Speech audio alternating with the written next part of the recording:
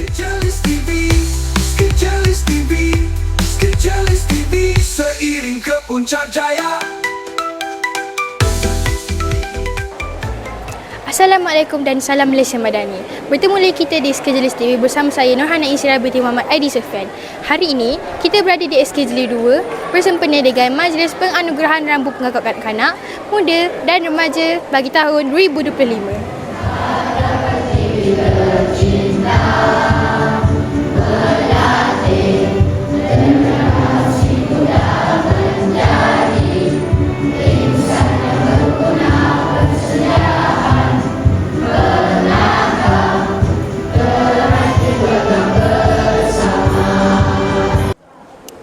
Anugerah Rambu merupakan anugerah pencapaian tertinggi untuk pengakap kanak-kanak, muda dan remaja.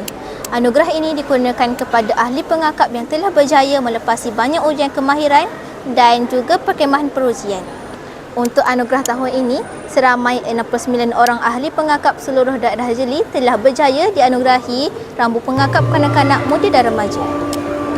Seterusnya dipersilakan Nuri Khalisha binti Arman dari Sebelum kita dianugerahkan, peserta ini telah diuji beberapa aspek lah.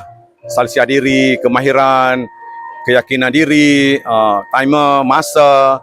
Jadi situlah kita akan menguji sejauh mana kesungguhan, ketabahan dan kesediaan dia untuk menghadapi perujian ini.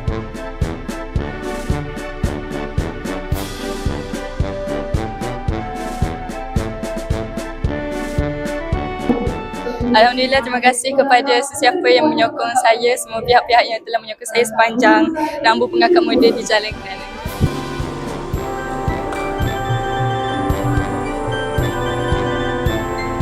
Ya, Alhamdulillah. Terima kasih atas penganugerahan rambu dan peserta terbaik lelaki pengakap muda.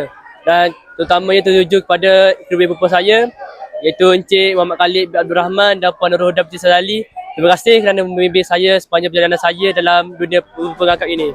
Panjang majlis ini berlangsung. Wabillahi taufiq wal hidayah. Wassalamualaikum warahmatullahi wabarakatuh.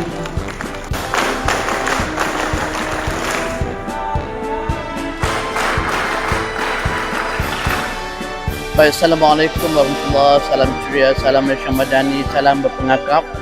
Selagi kita makap, selagi itulah kita akan terus berpengakap. Syabas tahniah, majlis berjalan lancar dan tahniah kepada adik-adik yang telah berjaya mendapat anugerah tertinggi. Hebat, tahun depan kita akan buat lagi. Bye-bye. Dan Skejelis 1.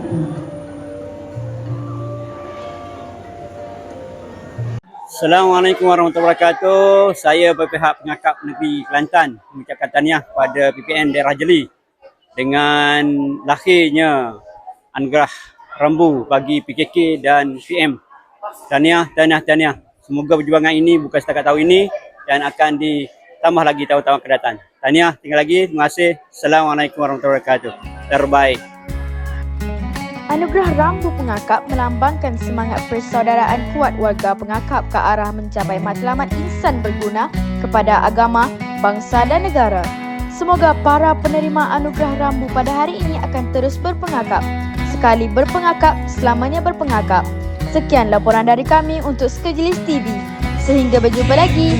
Bye. Suci perkataan, suci perbuatan, suci pikiran, suci perkataan, suci perbuatan.